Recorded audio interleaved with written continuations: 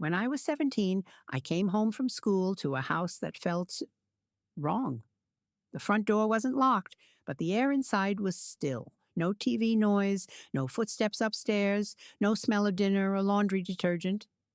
Just silence, the kind that presses against your ears. At first, I thought maybe they'd gone out. Grocery store, doctor's appointment, something normal. Then I saw the note. It was sitting on the kitchen counter right where my mom used to leave reminders about chores. Same handwriting, same blue ink, 3 words. You'll figure it out. That was it. No explanation, no goodbye, no phone number, no apology. I stood there for a long time, staring at that piece of paper, waiting for it to turn into something else, waiting for there to be another page underneath it, waiting for my parents to walk back through the door and tell me this was some kind of mistake. They never did. I was 17 years old, and my family had moved 2 states away without telling me. I didn't know what I'd done wrong.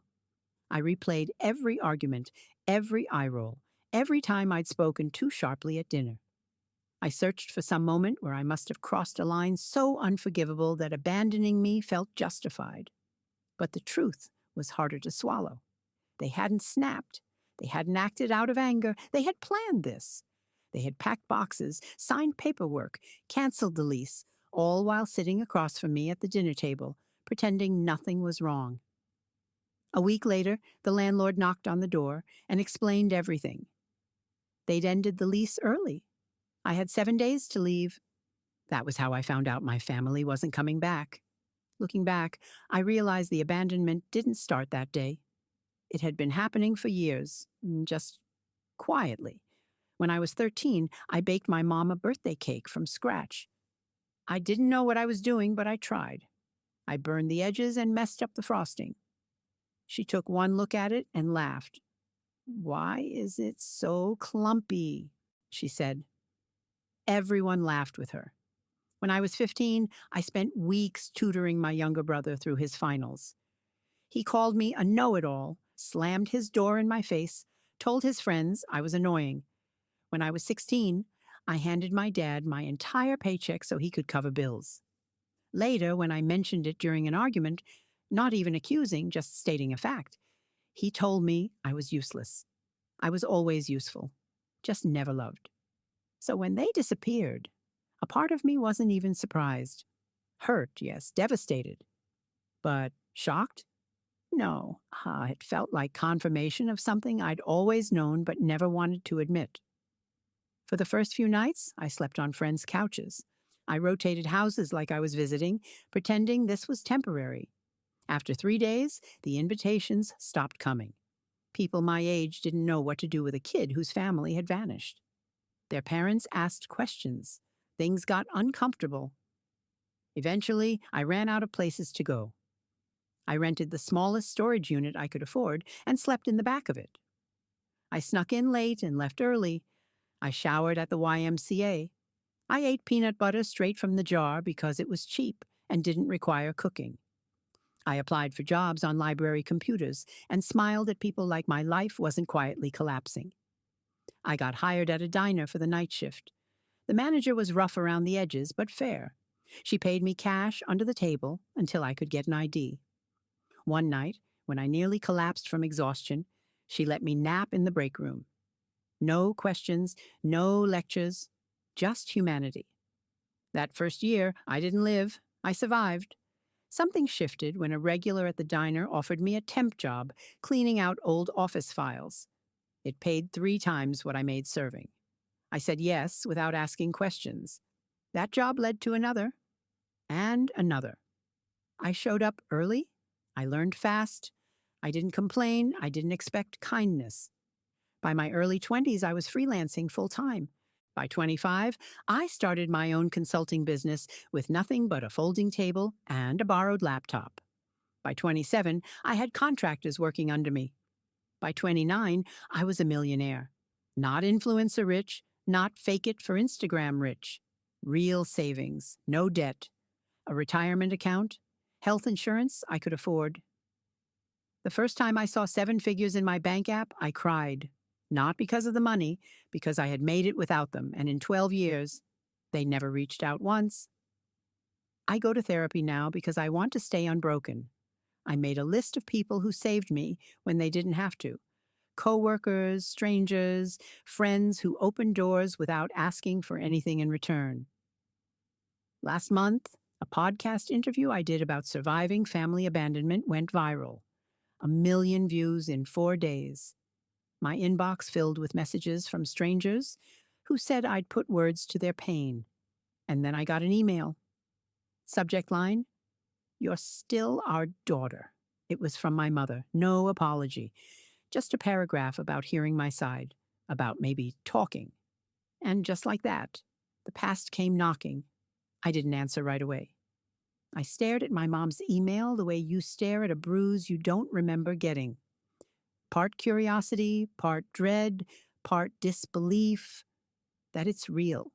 The subject line felt like a claim. "You're still our daughter." Not, "I'm sorry," not, "We were wrong." Not even, "Can I talk to you?" Just ownership wrapped in soft words. I closed my laptop, stood up, and walked to the sink like I could rinse the feeling off my hands. I told myself I was fine. I had a routine, a business, a life that ran on calendars and contracts and quiet mornings. I went to the gym, I met friends for dinner, I answered emails. I moved through the week like a person who'd already handled the worst thing that could happen to her. But the email sat in the background of everything, like a buzzing light you can't stop noticing once you've heard it. I opened it again that night. The message was short, polished, almost clinical. She wrote about how time changes perspective, about how she heard my side and wanted to talk like adults. There was no mention of the storage unit, no mention of the note, no mention of the fact that the last thing she'd ever said to me, in ink, was, "You'll figure it out." It felt like she was reaching out to a distant acquaintance she'd lost touch with, not a daughter she'd abandoned. Then, the next morning, there was another message. This time from my brother. Just a few words. "We miss you. Can we fix this?" That one hit different. It was shorter, messier, more human, no corporate tone, no fake warmth. It didn't feel like a letter. It felt like a thought. I still didn't reply. I forwarded both emails to Melissa, my therapist, and wrote only, "I don't know what to do with this." She called me that afternoon and told me something that should have been obvious, but somehow wasn't. "Emma," she said, "you're allowed to take time. They waited 12 years. They can wait 12 more days." So I did. I gave myself a deadline 10 days because without a deadline, my brain would spin forever. I tried to keep living normally, but my attention kept snapping back to the same questions. Why now? Why after the podcast? Why after strangers knew my story? And the one question I never asked out loud because it sounded too ugly, too cynical, too ungrateful for the little part of me that still wanted to hope. Are they only reaching out because I'm successful? On day 10, I decided to reply to my brother first. Not my mom. Not yet. I kept it simple. One line. No emotions, no paragraphs, nothing that could be twisted. It's been 12 years. What changed? I hit send before I could overthink it, before I could second guess the entire idea of reopening this door. His response came within an hour. He wrote like someone who'd been waiting with his fingers hovering over the keyboard, like he'd rehearsed it. He said the podcast made him realize what they'd done was unforgivable. He said he was just a kid when it happened, that he didn't have a choice, that he'd wondered about me for years, that he'd looked me up online a few times, but never reached out because he was scared I'd hate him. Then he wrote something that made my stomach tighten. He said seeing me successful made him proud. Successful. That word rang in my head like a bell. I read his email twice, 3 times, slowly, hunting for the part where he talked about me, not about himself. I didn't hate him, not the way people assume you hate someone who hurt you. What I felt was more complicated and somehow more exhausting, a sense of being erased. Like my pain was a story they could pick up whenever it became convenient. I wrote back, "Why didn't you reach out before now? Before the podcast? Before anyone knew my name, he didn't reply for several hours. When he did, the email was longer, more careful. He admitted money was tight. He said our parents had struggled for years, that their business failed, that they'd had medical bills, that his wife was pregnant with their second child, that things were piling up and they were scared. And there it was, not a confession, not technically, but the shape of it. A reason that wasn't about love, a reason that wasn't about regret, a reason that felt like a hand reaching out in the dark, not to hold mine, but to grab something. I didn't reply. Instead, I stared at my kitchen counter, the same place that note had been sitting 12 years ago. A memory I hadn't thought about in a long time came back with brutal clarity.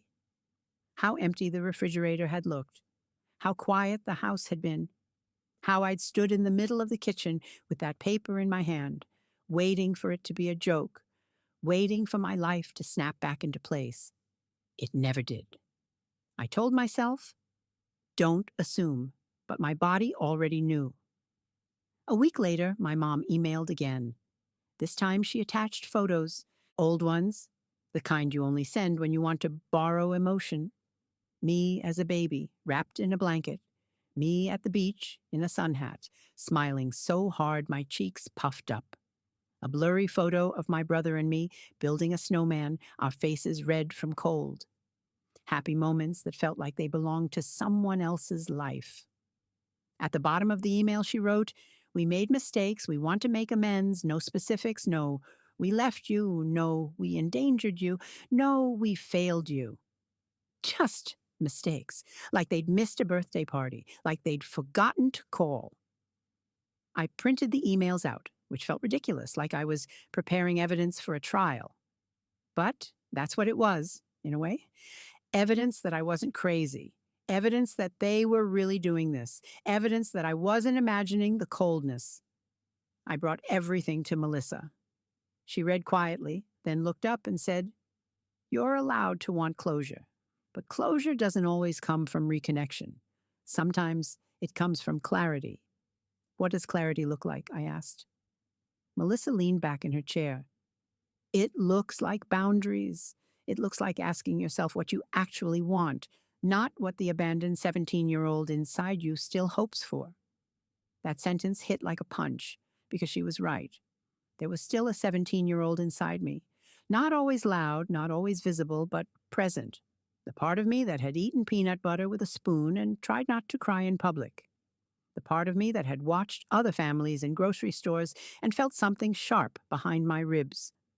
The part of me that had learned to never ask for anything because asking meant disappointment. That part of me didn't want money, didn't want revenge, didn't want to punish them. That part of me wanted something painfully simple: to be chosen, to be wanted, to be enough. And that's the part I didn't trust, because that part would walk back into a fire if it thought the warmth might finally be love. Melissa didn't tell me what to do, she never did.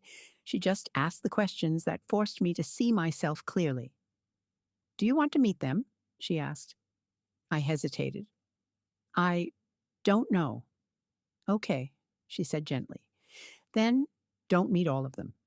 Meet the safest person first." My brother. That felt possible. Terrifying, but possible. So I suggested we meet just him, no parents, public place, neutral city. We chose Chicago because it was halfway between us. When the day came, I flew in early, checked into a hotel, and spent an hour staring at my reflection in the bathroom mirror like I was trying to recognize myself. I looked put together, professional, calm. Inside, I felt like a wire pulled tight. I almost canceled 3 times. At 2 p.m., I walked into the coffee shop and I saw him immediately. He looked older, heavier, a little softer around the edges. His hair had started receding and his shoulders seemed tense, like he was bracing for impact. But his eyes were the same.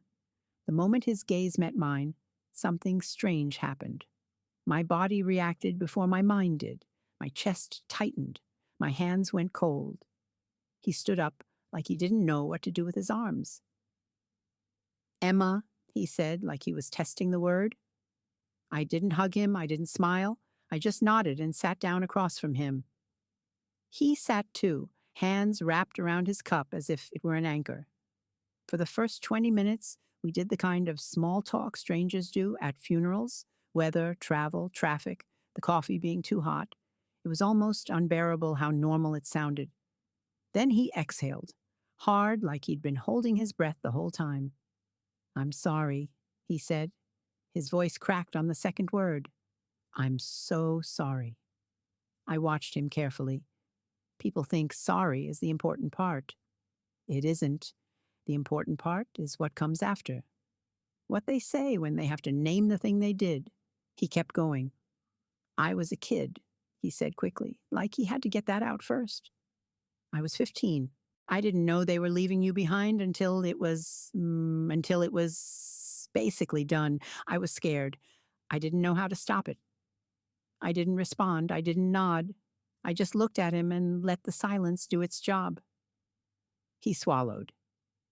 "I should have done something," he said. "That was better. Not enough, but better." I leaned forward slightly. "Why me?" I asked. The question came out calm, almost gentle, but it carried 12 years inside it. Why me? Why did I come home to an empty house and a note? Why did I sleep in a storage unit while you slept in a new bedroom? Why did I have to earn survival while you got to keep being a child? Michael stared down at his coffee. "They always saw you as—" he began. I waited. He looked up with something like shame. "They saw you as the strong one, he said. "The independent one, the one who'd be fine." I blinked. "That's insane," I said. "I know," he whispered. "I know it is. But they convinced themselves. They said you didn't need us as much as I did." My mouth went dry. "They convinced themselves you'd be better off without them," he added softly, like he couldn't believe he was saying it out loud. I laughed once short and sharp. "Better off," I repeated. "I was 17. His eyes flicked up. He looked like he wanted to disappear. I took a breath and told him things I'd never said out loud in full, because saying them made them real. I told him about the storage unit, about sneaking into the YMCA to shower, about peanut butter and library computers and night shifts and collapsing in a break room. As I spoke, his face changed, not theatrically, not like a movie, just crumbling, like each detail took something out of him. "I didn't know," he whispered. I stared at him. "What did they tell you?" I asked. He squeezed his eyes shut like he was trying to remember without seeing it.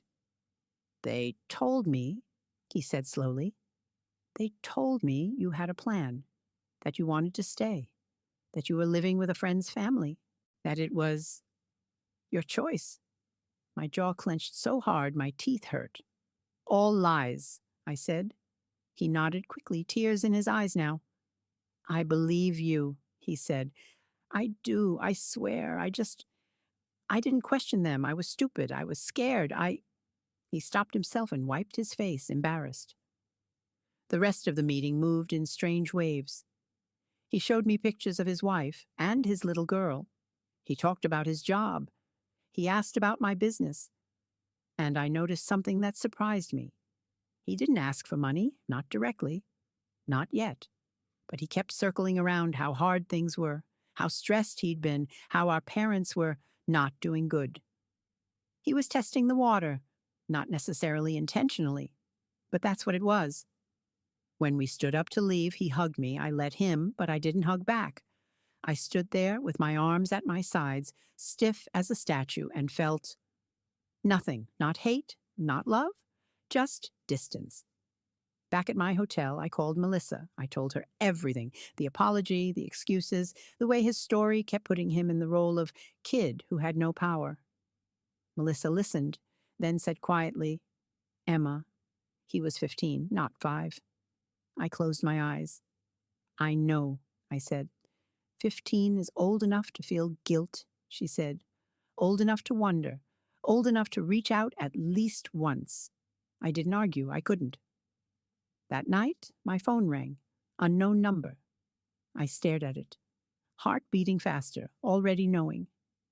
I answered. Emma, my mother said, and her voice sounded older, rougher, like time had scraped it down. She started crying immediately, like the crying was supposed to be proof. I'm so proud of you, she said through tears. I always knew you would do amazing things. You were always special. I said nothing. I let her talk. She told me she loved me. She told me she missed me. She told me she thought about me all the time. And then when she finally ran out of air, I asked the question again. Why me? Silence. Then she said it. We were in debt, she whispered. We couldn't afford 3 mouths to feed. We knew you were smart enough to make it on your own. I felt my entire body go cold. We figured, she continued, voice trembling, we figured you'd go to social services, that you'd get placed with a better family. We thought we were doing you a favor. A favor. I didn't even say goodbye. I hung up. Then I blocked the number and threw my phone onto the bed like it was contaminated. For a full minute, I just stood there, staring at the wall. Then I screamed into a pillow until my throat hurt. Because in that moment, it wasn't just abandonment anymore. It was the casual cruelty of it. The way she said it, like it was logic, like it was reasonable, like it wasn't a life-altering betrayal. The next morning, there was an email from my father. First contact in 12 years. No apology, no, how are you? Just a long paragraph about how hard life had been for them. Medical bills, business failures, stress, bad luck. And at the end, almost like an afterthought, he asked if I could help the family out. I stared at the screen until the words blurred. Then I forwarded it to Melissa with a subject line that came from pure, exhausted clarity. And there it is. By the time Monday morning came, I already knew what my decision was going to be. Not because it was easy, not because it felt good, but because anything else would have meant betraying myself all over again.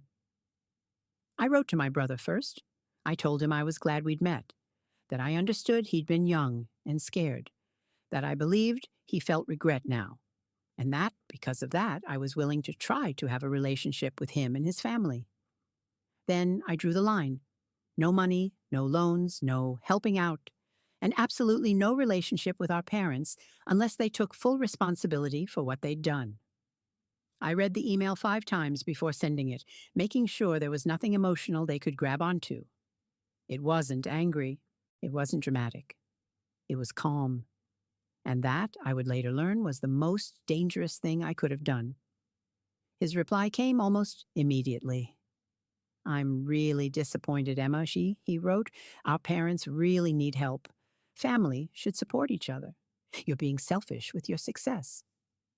I stared at the words, feeling something old and familiar press against my chest. Guilt. The kind that had been installed early. The kind that activates automatically. The kind that whispers you owe us even when logic says you don't. I didn't respond. Instead, I booked an extra therapy session and a flight to Bali. I needed distance. Physical distance. Emotional distance. The kind you can't get when people know where you live and how to reach you. 3 days later, my brother left a voicemail. He sounded calmer, apologetic. He said he understood my position, said he'd crossed a line, said he still wanted a relationship on my terms. I listened to the message twice, trying to decide if it was sincere or if he was just adjusting his strategy. I decided to give him one more chance, but I still went to Bali. The first night back from the trip, my apartment felt wrong. Not empty, not quiet, watched. I brushed it off as jet lag until my phone buzzed. Unknown number. I didn't answer. Then my doorman called. Emma? He said hesitantly. There's a couple downstairs asking for you. They won't give their names. My stomach dropped. I told him I wasn't accepting visitors. 5 minutes later, my phone buzzed again. Voicemail. It was my father. We drove 8 hours to see you, he said, his voice sharp with irritation. You're being childish. We deserve a chance to explain. I deleted the message and turned my phone off.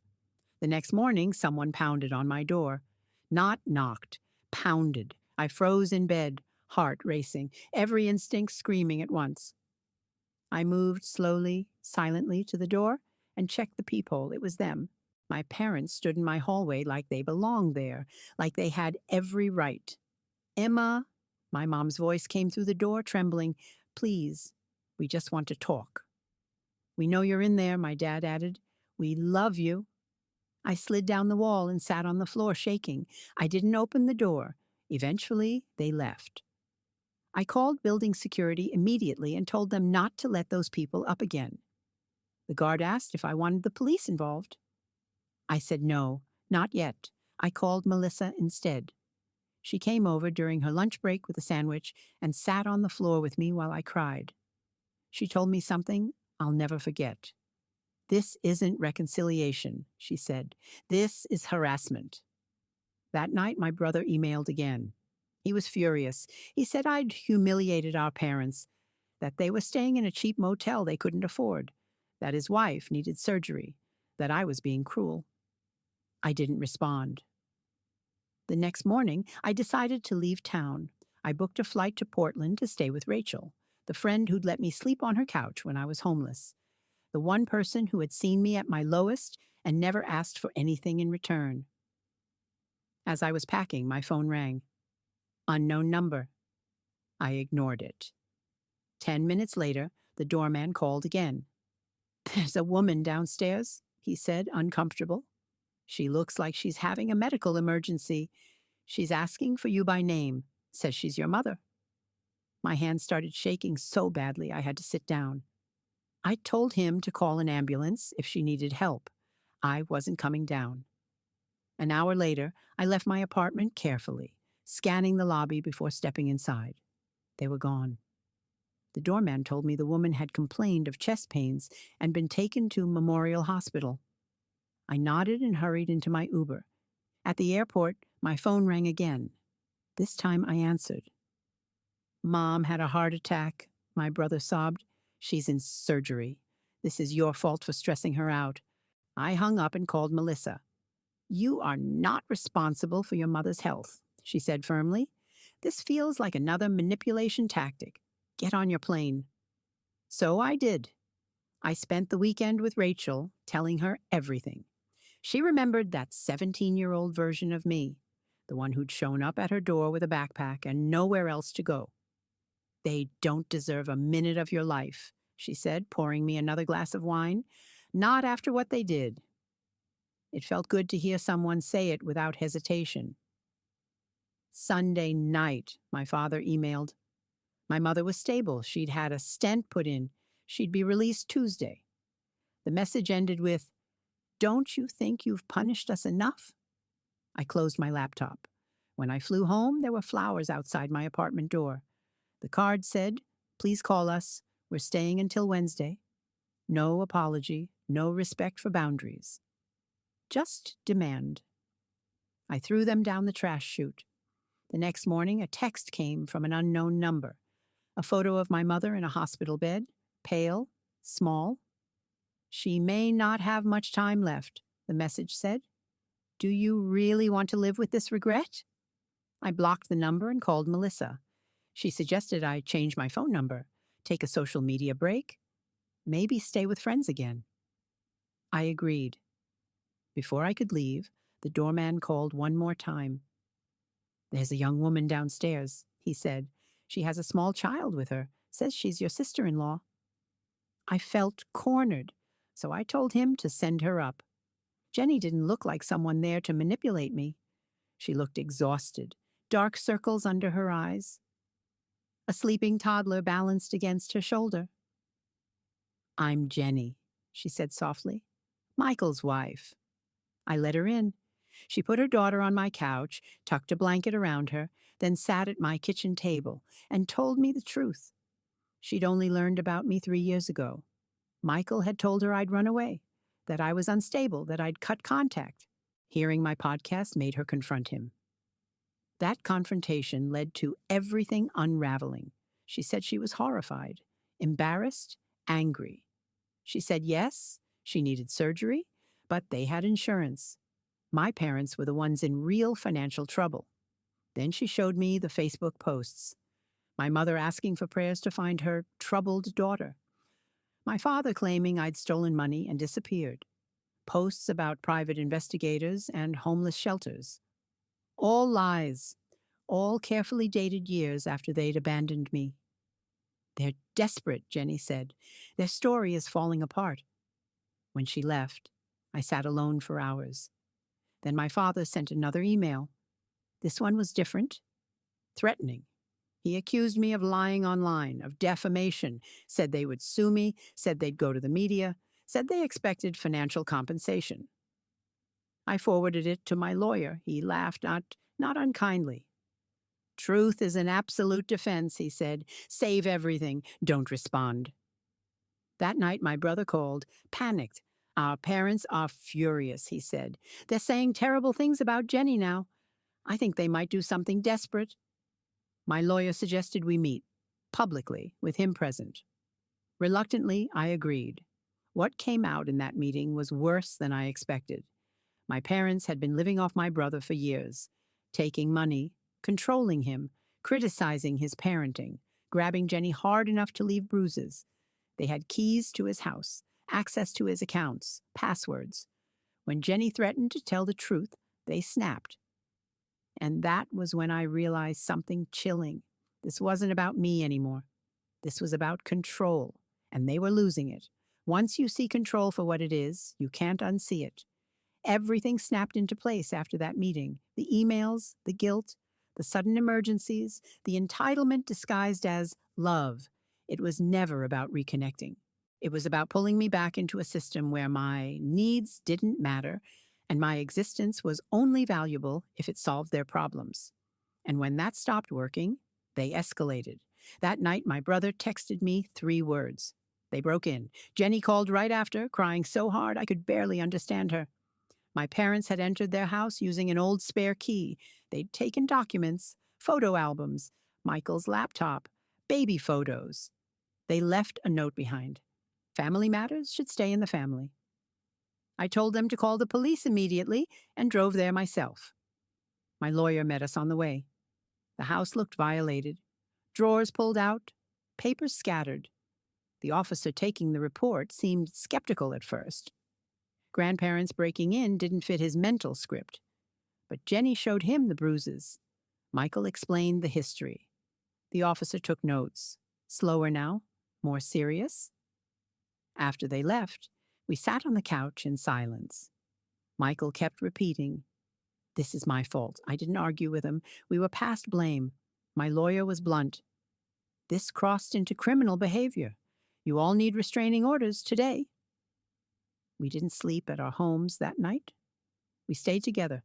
The next morning, my brother showed me a text from my father. "We're watching you." That was it.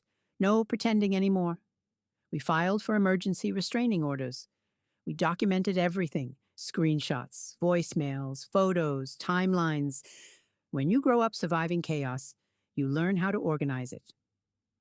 That night, they tried again.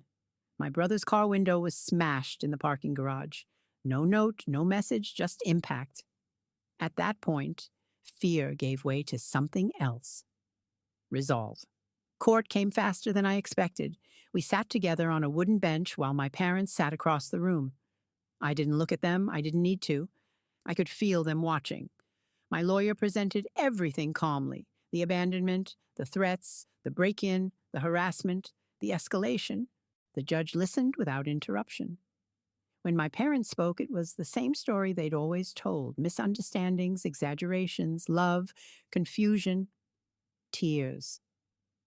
Then the judge asked a single question. "Did you leave your minor child alone and move out of state without notice?" My father hesitated. That hesitation said everything. The restraining orders were granted. 3 years, no contact, no showing up, no messages, no third parties. As we left the courtroom, my mother whispered my name. I didn't turn around. For the first time since I was 17, I felt something lift. Not closure, permission. I thought it was over. It wasn't.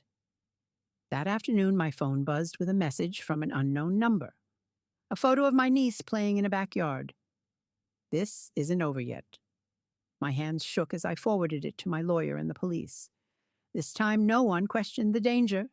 Patrols were dispatched, reports filed. Serious faces replaced skeptical ones. We stayed together again. My apartment this time. Security, cameras, locked doors. That night, while everyone slept, I sat alone in my kitchen and finally let myself feel everything I'd postponed for years: the fear, the grief, the anger, the exhaustion, the strange relief of finally saying no. The next morning, my therapist asked me a question that changed everything. What do you actually want from them? Not what I feared, not what I owed, not what I wished they could be, what I wanted. The answer came immediately. Freedom, that was it. So I did something terrifying. I emailed them one last meeting, public place, my terms. I didn't tell anyone. When they sat across from me at that coffee shop, they looked smaller, older, not powerful, not intimidating, just people who had made irreversible choices. I told them the truth, calmly, clearly, without insults. I told them they'd lost me, lost their son, lost their grandchildren, lost any right to my life. I told them I wasn't afraid anymore, and I meant it. When I walked out, I didn't feel victorious. I felt done. The silence that followed was real. Weeks passed, then months. No calls, no texts, no appearances. My lawyer confirmed they'd returned to their home state. The restraining orders held. Life resumed.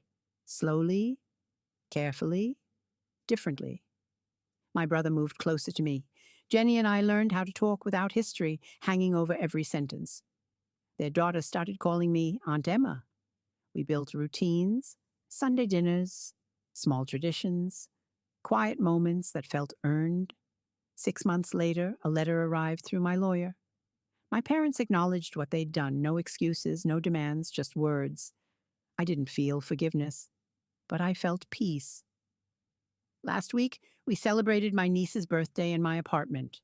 Balloons, laughter, cake from a bakery I used to walk past when I couldn't afford groceries. At one point, I stepped into the kitchen alone and remembered that note. You'll figure it out. They were right about one thing. I did, just not the way they meant. I figured out that family isn't who abandons you and comes back when you're useful. It's who stays, who protects, who chooses you back. I'm not defined by what they did to me anymore. I'm defined by what I built after, and that finally feels like enough.